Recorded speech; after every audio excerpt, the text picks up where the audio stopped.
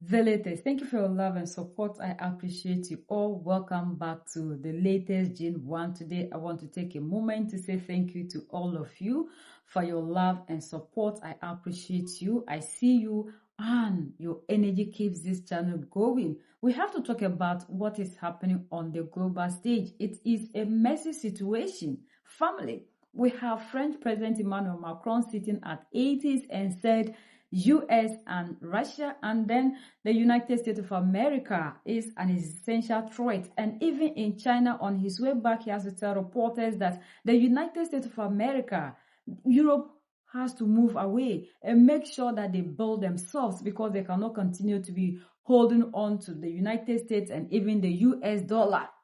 And when US heard this, Secretary of War, U.S. Secretary of War, fired back and said, what do you mean? Imagine, this is the African way. It is like big brothers who used to sit at the same table, eating from the same bowl for years. They worked together, they did everything together, and they told the world they are one people. But now, the house is on fire, proper fire. Now that the house is on fire, instead of these two people pointing fingers at each other, Macron is calling the old ally US a threat, and US Secretary of War Peter Hexen is also firing back, calling Macron's diplomatic efforts silly conferences. And they are fighting among themselves because we least expected this to happen. And now, US Secretary of War is asking Europe. Europe should come clear whether Macron is speaking for all of them or what? Because they don't understand the reason to which Macron, each opportunity that he gets these days, talks about how Europe must move away from the United States of America, because if they should do that, they are even going to have peace of mind because the money that they have been spending, at least it will save costs. And that even when Emmanuel Macron, France, decided that they are going to help people in Africa when there was whatever, they couldn't. They have to even use whatever, spend money to come and help our brothers and sisters here, only for them to turn back and say they have to stop using the US dollar. They have to make sure they empower themselves. For how many years? US has been the one that has been supporting Europe. And only for Europe to get up today when there is conflict or when they are in trouble that they need to come and help them. They are washing their hands, and now they are talking about how they need to empower themselves. Where a US president, a Russian president, a Chinese president are dead against the Europeans. The president of France, Macron, goes to China, spends about 6 hours meeting with Xi Jinping, and then on the flight back, he talks to a bunch of reporters. And here's what he told the reporters. He told the reporters, number one, that it's time for Europe to break away from the United States, not to depend on the dollar, not to depend so much on us, to become their own third superpower.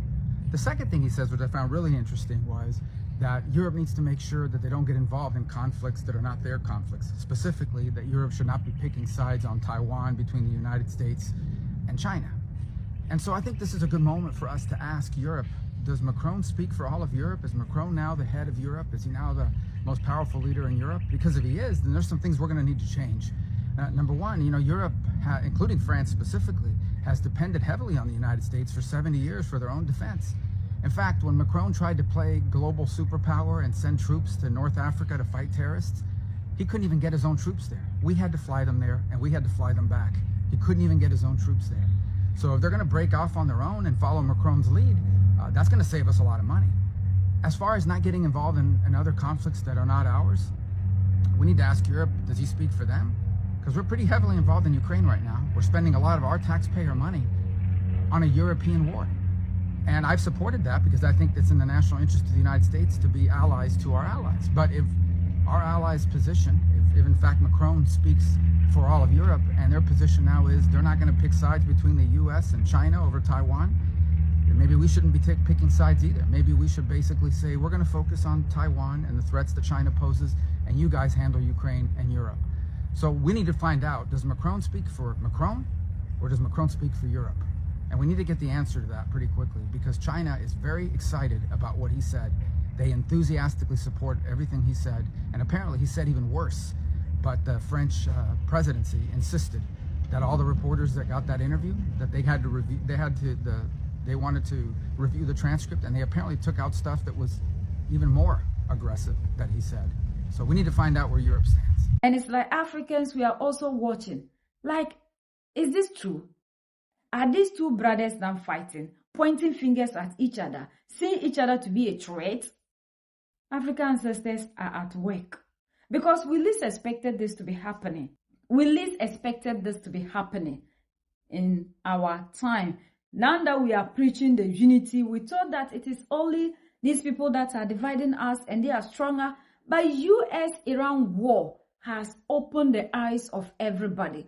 Ever since this war began, we are seeing that now anybody at all that used to talk and call themselves one people are now divided, pointing fingers. For how long did US been a threat to Europe? Because Macron is now talking like Europe is under the influence of the United States of America. That is the reason to which they can never do anything. And we are hearing them talking about how they need to empower themselves, how they have to stop being dependent. Even the European President Ursula von der Leyen also made it clear to us that they need to empower themselves, take control over their security, do this, do that. Each member of Europe that is talking is now all of a sudden calling for how they need to empower themselves and break away from the chains of the United States of America. How can an ally, somebody who has been there in time of need, protecting Europe with security, with everything, suddenly be a threat? I hope Africans, we are watching, we are seeing what is happening, and we are taking our lessons from that, because nobody can come here and give us the security we are looking for. What about you African leaders who are still accepting Emmanuel Macron? Forget about the preaching that Macron is giving, claiming that they are reliable. We can only be reliable to ourselves.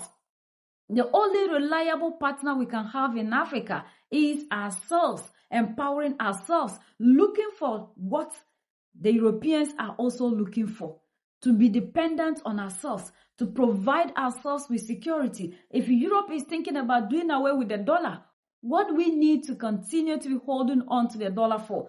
Europe is speaking this way because they have realized that the currency called BRICS is coming to overtake the United States dollar. They have seen things the Africans haven't seen. And so for that matter, in order to be in the new world order, so that they can continue to feel relevant, they need to work with the new world order. Because now you need the Chinese yuan to cross the Strait of Hormuz. And Europe is speaking this way because they have seen the danger and they cannot continue to hold on to, because it's practically Europe telling the whole world that, or telling the United States of America that you are sinking and we don't want to sink with you. Have you seen how these people play? So Africans, you choose yourselves first instead of choosing other people over us, our leaders. United we stand, divided we fall, and united we keep standing forever and ever. The greatest enemy of the African is mental slavery. So let's decolonize ourselves from mental slavery. Let's keep sharing to educate our brothers and sisters. Together we'll make Africa great for ourselves and the next generations that are going to come. So that's the latest around the world and in the United States of America.